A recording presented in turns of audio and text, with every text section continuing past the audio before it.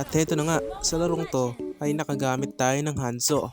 Hanzo Core na naman man. So dito mag invite sana ako ng Blue Buff kaso dito yung Beleric kaya kinuha ko na lang yung ano ba yan, yung green farm na yan. Tapos pumunta ako sa Blue Buff ko and then after na dumalaw ako dito sa gold lane kaso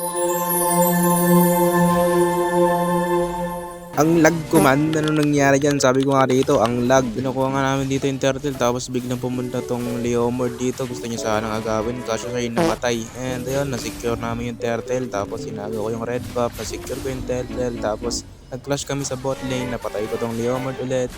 Ay, usok pala yun. And ayun, napunta ako sa blue buff ulit. Kala ko makukuha ko. Pero hindi, kasi nagpunta kami sa mid at pinatay yung Leomord. Pakak.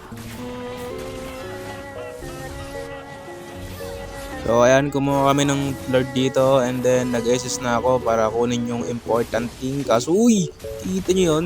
Ang galing talaga nun, no? Biglang nag-dash siya dun sa kawalan and then anyways, namatay naman siya tapos ginugod namin.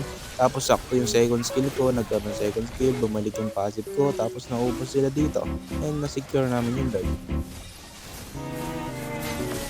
Tapos dito bigla nilang tinapos, di ako nakasali dun sa picture kaya naka-hold map na lang ako and ayun.